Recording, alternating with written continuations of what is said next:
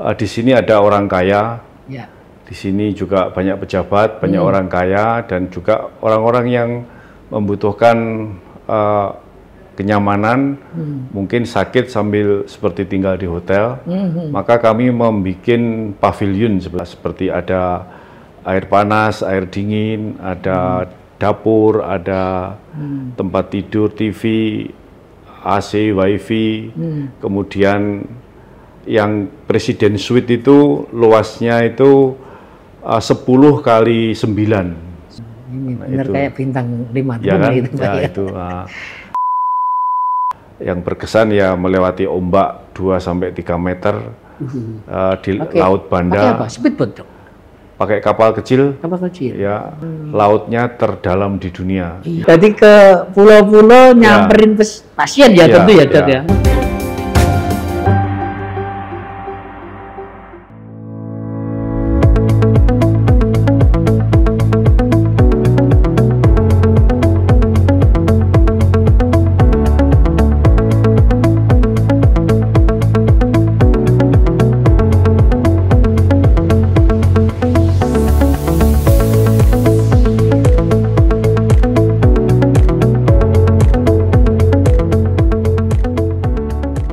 Assalamualaikum warahmatullahi wabarakatuh, Tribuners dan pemirsa harian Surya dimanapun berada. Kabupaten Ponorogo kini punya legasi di bidang kesehatan. Telah dibangun IGD terpadu terbaik se-Indonesia kalau di wilayah kota kabupaten, tepatnya di Rumah Sakit Umum Daerah Dr. Harjono, Kabupaten Ponorogo. Baru saja diresmikan tahun lalu. Dan kita ingin tahu apa saja sih fasilitas layanan terpadu di IGD ini. Dan untuk itu saya, Tri Mulyono, pemimpin redaksi Tribun Jatim Network, telah bersama Bapak Dr. Yunus Mahatma, Direktur Rumah Sakit Umum Daerah Dr. Harjono, Kabupaten Ponorogo. Assalamualaikum, Dok. Waalaikumsalam warahmatullahi wabarakatuh. Luar biasa, Dok. Ya. Ini saya tadi kebetulan masuk dari pintu masuk ya, itu utama ya. Tak terasa kayak masuk di hotel, Dok, kita di Rumah Sakit Dr. Harjono gini. Nah, ini mungkin bisa dijelaskan kira-kira yang menarik karena baru saja mendirikan IGD terpadu. Apa saja, Dok, fasilitas yang ada di IGD terpadu itu? Silakan. Pertama-tama tentang masuk kesannya kayak hotel. Iya. Dengan adanya program BPJS oleh pemerintah, jadi pembayaran pasien itu satu pintu, yaitu BPJS. Bawa kartu BPJS kemanapun bisa berobat. Maka mau tidak mau persaingan itu di fasilitas kesehatan. Karena semua masuk kemanapun bisa, orang gawat darurat. Maka kita harus mempunyai fasilitas yang nyaman. Nah, mengenai UGD, UGD itu untuk ukuran kabupaten-kabupaten di Indonesia. Ada 505 kabupaten di Indonesia. Saya pikir ini UGD yang terbesar. Pertama dari segi luas. Luasnya itu 20 kali 110. Jadi 2.200. Kemudian di dalamnya ada ruang triase untuk meriksa pasien yang gawat. Triase 1 dan triase kedua itu ada 40 tempat tidur, bisa menampung 40 tempat tidur. Bisa menampung 40 pasien gawat darurat 40. Ada ruang pemeriksaan kegawatan jiwa. Ada ruang pemeriksaan kegawatan orang mau melahirkan, obstetrik, kebidanan.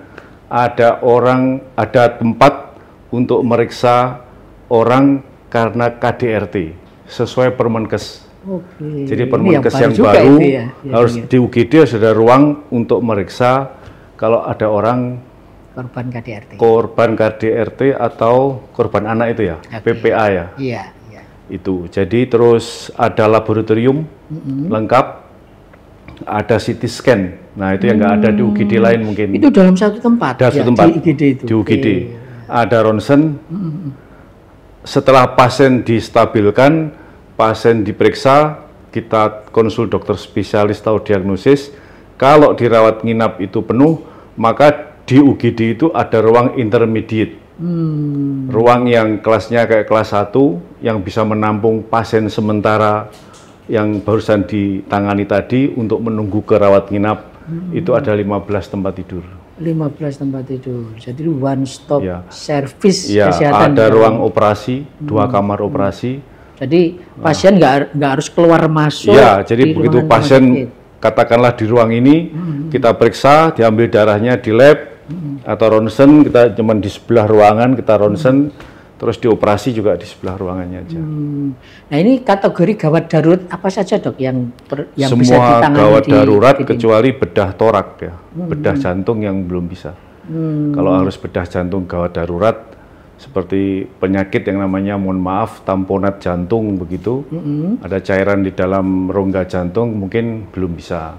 Tapi ke gawat daruratan yang lain-lain kita sudah mempunyai dokter bedah saraf, bedah tulang, bedah umum, bedah abdomen, semua sudah lengkap. Dan itu standby juga di IGD itu gitu ya? Ya enggak, dokternya enggak. gitu. Ketika dikonsuli dan yakin itu mau dioperasi pasti datang ke situ. dokternya. Ya. Karena apa namanya, golden time-nya itu kan 6 jam. Dok, yang menarik juga ini kan ketika orang tahu, ini IGD-nya baru bagus gitu, terus biayanya gimana? Kan gitu ya jadi pertanyaan. Apakah IGD terbaik ini juga bisa diakses sepenuhnya oleh BPJS atau ada pengecualian-pengecualian? Rumah sakit negeri itu dasar pendiriannya adalah untuk masyarakat miskin. Yang pertama, dasar pendirian kedua adalah seperti kalau perusahaan seperti BUMN, dia sebagai penyeimbang daripada perusahaan-perusahaan swasta kan. Jadi pemerintah mendirikan itu supaya tarifnya agak murah, dan kita tidak pernah melihat tarif. Siapapun yang gawat boleh datang. Ada BPJS, ada mungkin kalau kecelakaan ada Jasara Harja, mungkin kalau yang miskin orang Ponorogo yang tidak ada kartu BPJS atau KIS punya Basnas. Jadi semua Atau rumah sakit sendiri menggratiskan bisa. Oh gitu ya. Dan ini tentu tidak hanya untuk warga Ponorogo gitu ya. Artinya bisa jadi rujukan di seluruh untuk Madiun seluruh wilayah Kerajinan Madiun, tapi yang katakanlah tidak punya kartu miskin, tidak punya kartu BPJS, itu yang gratis begitu untuk KTP Ponorogo aja tentunya ya. Karena tiap kabupaten tentu mempunyai dana untuk nanti dikira melanggar aturan ya, malah dikira korupsi ya dok ya. Dok, ini kan sudah kurang lebih 6 bulan ya dok ya diresmikan ya IGD mungkin sekitar hampir setahun ya. Hampir setahun ya, hampir setahun, secara operasional ya. Ya. Nah, barangkali ada evaluasi dok, kira-kira apa ya yang perlu lagi ditingkatkan lagi itu, apakah dari sisi tenaga medis? Di evaluasinya kurangnya mungkin perlu adanya keterampilan dari staf, entah itu dokter UGD maupun perawat, tentang tindakan-tindakan yang perlu ya. Contohnya mungkin contohnya itu ada kecelakaan massal yang dimana ada patah tulang terbuka, yang mungkin dokter bedah tulangnya itu datangnya perlu waktu. Nah itu harus berani menstabilkan atau menfiksasi, harus berani untuk mentransfusi, yaitu harus lebih cepat lagi ya. Mungkin selama ini kan masih agak takut konsul dikerjakan atau enggak gitu. Nah, itu ya yang jadi supaya ketika ada pemeriksaan canggih semuanya, tempatnya canggih, ada ventilator, ada DC shock dan lain-lain, nggak mau bertindak nanti. Gitu ya. Dok, ini yang menarik lagi ya Tribuners, ini tahun 2025, tahun ini RSUD Dr. Harjono akan punya fasilitas rawat inap yang katanya sekelas bintang 5 tapi harganya PK5. Nah, gitu. Bisa dijelaskan dok? Ya, jadi baru lagi ini.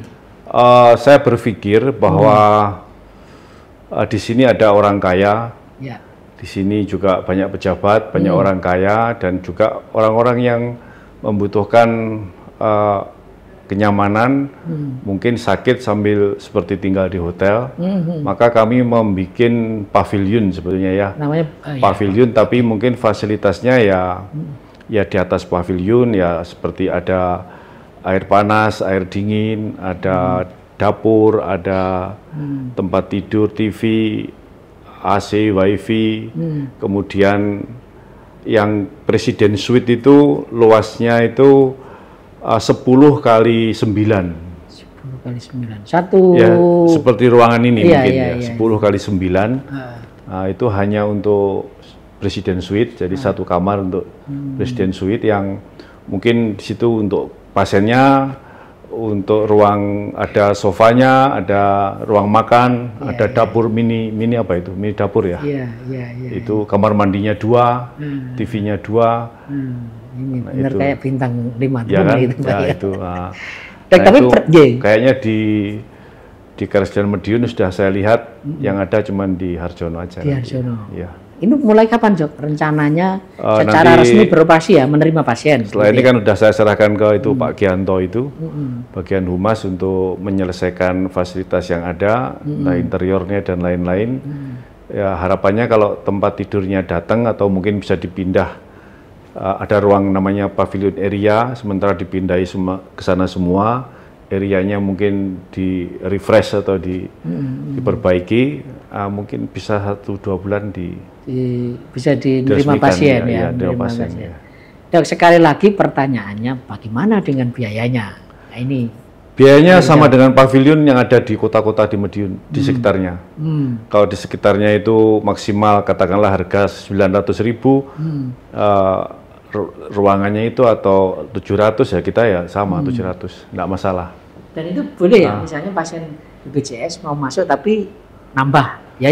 Kalau Dok, udah salah kelas 1 aja yang bisa naik, dan jadi kelas 2 BPJS ya. kelas 1, Kelas 2 bisa naik ke pavilion. Artinya tetap menerima pasien BPJS juga. Oh tapi bisa, ya, gitu tapi ya, itu dia yang- nambahnya kan enggak banyak. Itu yang ditunggu itu, Dok. Kadang Ya. kan kita pengen nambah tapi kadang nggak bisa. Ya bisa ya. Dok, ini kan menarik ya.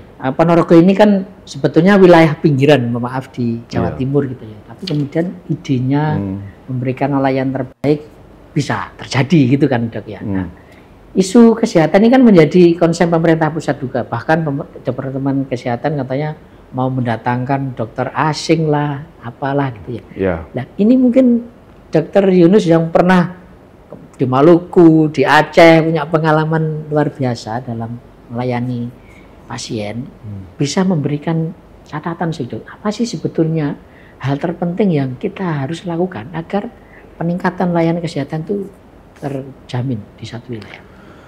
Ya, pertama menyikapi tentang dokter asing.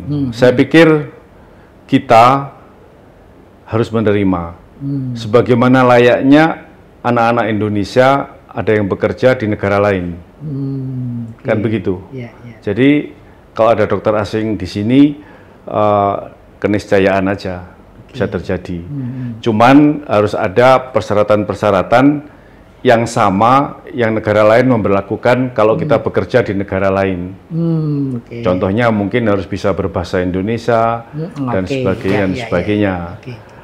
Yang kedua mengenai masalah kesehatan, bahwa masalahnya yang penting bahwa kita sebagai tenaga kesehatan, terutama dokter, perawat, itu harus profesional. Kalau dokter harus terampil, harus mengikuti ilmu, perkembangan.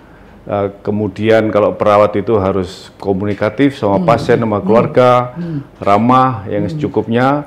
Nah, kita sebagai manajemen menyiapkan fasilitas yang nyaman buat pasien dan keluarga. Oh, jadi kata kuncinya sebetulnya, atau gini pertanyaannya, Dok, setujukah Dr. Yunus bahwa sebetulnya tenaga kesehatan kita ini cukup mumpuni, cuman fasilitas kesehatan yang ada ini pasti perlu kita tingkatkan gitu ya? Ya, kalau tenaga kesehatan itu menurut saya agak cukup. Kalau dibandingkan rasio penduduk, memang kurang sedikit.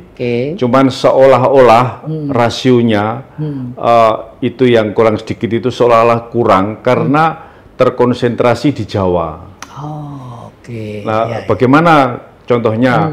Semua tenaga kesehatan sebelum bekerja harus wajib kerja sarjana, wajib kerja perawat, wajib kerja dokter di luar Pulau Jawa selama 3 tahun. Seperti mungkin semua ya dikerjakan begitu, mungkin distribusi itu akan lebih merata ya. Selama ini kan hal seperti itu kan sudah agak berkurang. Kalau dulu kan wajib harus di luar Jawa begitu. Ya, PTT namanya dulu. Ya, jadi sebetulnya kuncinya di situ. Dan soal fasilitas kesehatan ini kan rumah sakit, apalagi rumah sakit daerah ini kan peran serta pemerintah kabupaten eksekutif itu pasti sentral ya, Dok. Nah ini rahasia suksesnya kok sampai kemudian sukses Rumah Sakit Dr. Harjono membangun fasilitas yang representatif ini, bagaimana membina hubungan dengan pemerintah kabupaten? Ya sebetulnya kalau BLUD, semua rumah sakit di Indonesia ini kan harus BLUD. Nah kalau BLUD itu untuk membiayai kebutuhan rumah sakit itu, entah bayar listrik, air, gizi, bayar dokter, bayar perawat, menggaji, itu memang dari hasil kerja dari BPJS. Tapi mungkin untuk meningkatkan fasilitas, entah itu alat kesehatan, untuk gedung dan lain-lain, kalau memang RSUD itu masih kecil atau kurang, memang sewajibnya dibantu oleh pemerintah daerah. Tapi kebetulan di Rumah Sakit Dr. Harjono ini, karena penghasilannya agak berlebih, silpanya agak berlebih, maka kita bisa membangun sampai UGD yang luasnya 20 kali 110 tadi, kita membangun gedung MRI sama MRI-nya, kita beli CT scan, kita membangun pavilion lantai 2 dengan 30 kamar lebih kurang, yang itu semua dari jerih payah atau hasil kerja keras teman-teman rumah sakit. Jadi dari pasien kemudian kembali lagi pasien gitu ya, dan ini sukses dilakukan RSUD Dr. Harjono, Dok, gitu ya. Alhamdulillah. Ya, Dok, ini kayaknya Dr. Yunus mungkin sudah punya banyak sekali rencana. Bocorannya lagi apa, Dok, ini setelah IGD, setelah rawat inap, barangkali apalagi, Dok, yang ingin karena ini rumah sakit inginnya teman-teman di sini dan inginnya Pak Bupati adalah menjadi salah satu rumah sakit yang terbesar. Dalam hal luas tanah sudah pasti kita menang ya. Kita 6,5 hektar, kemudian kita ini landed house, jadi bangunan itu nyebar gitu kayak rumah. Rencana kita ke depan adalah membangun ruang rawat kris atau ruang kelas 3 untuk orang miskin di tahun 2026, insya Allah itu di sebelah selatan ini 60 tempat tidur agak besar, lantai 3 lantai. Kemudian tahun ini kita membangun instalasi farmasi sentral. Jadi selama ini melayani orang rawat nginap itu di belakang, melayani rawat jalan itu di depan. Nah nanti kalau instalasi farmasi sentral di tengah-tengah, jadi pasien ngambil obat sudah di tengah semua, rawat nginapnya dekat, rawat jalannya dekat, dan juga kita sudah mengantar obat pasien rawat jalan gratis. Jadi kalau Bapak berobat kontrol di rawat jalan di Rumah Sakit Harjono, setelah diperiksa dokter langsung pulang saja, selama rumahnya radius sekitar 5-10 km dari Rumah Sakit Dr. Harjono, kita antar gratis ke rumah obatnya itu. Tidak usah nunggu. Ya. Itu apa ya? Itu juga bisa dijangkau dengan layanan digital kah, Dok? Maksudnya? Misalnya kita janjian dulu ketika mau pendaftaran pasien segala macam. Setelah ini Pak Gianto itu akan membuat apa namanya, seperti apa itu ya? Apa? Aplikasi. Aplikasi ya. Aplikasi itu pasien-pasien kronis bisa WhatsApp ke Rumah Sakit Harjono. Nah itu sudah nanti WhatsApp-nya itu nyampe ke bagian ke dokternya, ke pendaftaran pasien, ke apotek dan sebagainya. Jadi begitu pasien yang datang langsung tertangani dengan baik. Ya besoknya kan diperiksa pasien, obatnya apa, bayangannya sudah ada lah dari apotek itu. Dok, sehebat-hebatnya kita kadang masih aja ya ada orang yang tidak puas. Gitu. Oh ya kira-kira pasti lah. Apa, Dok, masukan pasien selama ini yang masih pengen perbaikan di Rumah Sakit Dr. Harjono? Begini, jadi pelayanan prima itu tidak mesti kalau jam ini kita pelayanan prima, besok pagi terus prima, tidak. Pelayanan prima itu kayak detak jantung kita, kadang-kadang 80 kali per menit, kadang-kadang 100 kali per menit. Jadi pelayanan prima itu selalu ada keluhan mungkin, selalu ada masukan dari pasien dan keluarganya. Asal itu sebulan cuma sekali 2 kali, masih kita toleransi. Pasti harus ada. Ingat baik-baik bahwa rumah sakit ini dalam 1 hari, contohnya kayak di Harjono ini, pasien yang datang di UGD itu rata-rata 100. Sehari itu. Pasiennya 24 jam. Ya. Berarti pasien sama pengantarnya 1. Ya. Berarti ada 200 tamu. Ya. Rawat jalan ada berapa ratus? Taruh aja 500. 500 plus pengantar 1. Berarti rawat jalan tamunya 1000. 1000. Rawat nginap taruh aja 250. Ya. Plus pengantarnya 1. Berarti 500. 1700 total Ya, berarti setiap hari. 24 jam ada tamu 1700. Masa iya? Pasti ada yang tidak puas. Kita aja ke hotel bintang 5 saja, kadang-kadang tidak puas. Betul, betul. Dan itu mekanismenya seperti apa, Dok? Yang ya ada Pak Gianto sudah menanamkan beberapa tempat itu kotak-kotak saran, kotak-kotak aduan dan sebagainya yang kita langsung responsi. Dok, ini rasanya nggak lengkap kalau kita nggak mengenal lebih jauh tentang Dr. Yunus Mahatma ini. Ini kan menarik, tadi sudah dijelaskan, tentu ada sosok di balik itu gitu ya. Kalau lihat namanya aja kita, Mahatma itu kan artinya jiwa yang agung ya itu ya? Jiwa yang besar. Jiwa yang besar ya, Mahatma Gandhi. Ini lengkap nih, Dr. Yunus Mahatma itu ya. Yunus yang punya jiwa besar gitu. Dok, makanya kita pengen tahu, Dok, mungkin bisa dijelaskan, ini bisa menginspirasi pembaca Tribunus, dulu sekolahnya di mana, meniti karirnya seperti apa, dan barangkali bisa ada nggak ya kesan paling mendalam selama menjadi dokter? Pertama namanya Mahatma itu karena ayah saya guru sejarah. Oh, itu guru ya? Guru jadi sejarah. Bukan dokter ya? Bukan, orang tua saya guru sejarah. Dia sejarah ada Mahatma Gandhi di India. Mungkin namanya jadi Yunus Mahatma itu. Oh, terinspirasi itu. Saya sekolah dari... Lahir di mana, Dok? Saya lahir di Blitar. Di Blitar. SD sampai SMP di Blitar, SMA di Tulungagung. Kemudian S1 Fakultas Kedokteran saya di Universitas Brawijaya. Saya lulus tahun Jawa Timur 90 berarti ya. Semuanya, Kemudian saya dokter PNS di Maluku. Maluku. Ya. Tahun berapa itu, Dok? Tahun 91. Belum reformasi ya? Masih belum ya. Belum reformasi. Belum. Kemudian apa namanya? Saya bertugas di Dinkes Provinsi Maluku, jadi kasih P2ML, kemudian jadi pindah dikasih sarana dan prasarana rumah sakit dan puskesmas. Kemudian tahun 99 saya pindah ke Magetan. Setelah karena ada kerusuhan agama. Ya? Bukan, kerusuhan agama tahun 99. Oh iya. Kemudian saya di Magetan kurang lebih setahun, saya sekolah spesialis di Undip Semarang. Kemudian 2005 saya wajib kerja spesialis di Aceh. Keluar lagi? Ya. Setelah dari Maluku, di Aceh. Dokternya, spesialisnya di Aceh. Kemudian wajib kerja spesialis di Aceh. Tahun 2006 akhir saya balik ke Magetan. Jadi dokter spesialis di Magetan. Tahun 2013 saya jadi direktur di RSUD Dr. Saidiman Magetan. Sampai 2019. Kemudian tahun 2021 saya asesmen jadi direktur di sini. Sampai sekarang. Diterima tahun 2022. Sampai sekarang. Januari sampai 2000 hari ini. Menarik sekali. Dok, itu tadi ada nggak cerita-cerita berkesan selama bertugas yang paling di Maluku, berkesan di Aceh adalah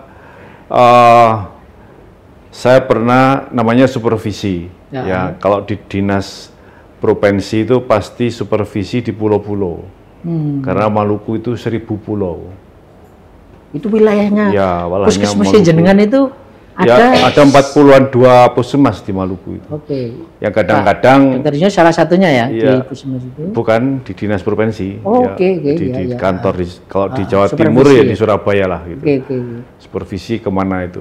Ke Bawean atau ke Madura lewat laut itu ya yang berkesan ya melewati ombak 2 sampai 3 meter di Laut Banda. Pakai apa? Speedboat, Dok?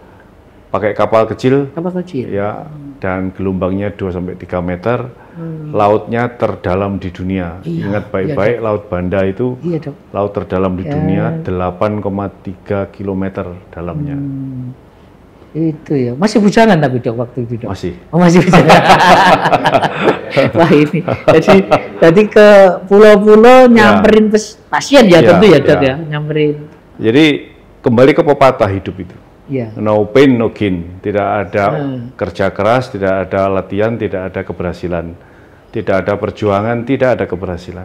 Jadi jangan lihat sekarang begini, lihatlah perjuangannya ketika di Maluku, di Aceh. Sempat dengan itu Pak Gianto, tapi Dumas saya itu dulu tugas di Kalimantan juga. Oh, jadi kalau ada dokter ngeluh sekarang ya Dokter Iris dengan saya pernah di Maluku gitu ya.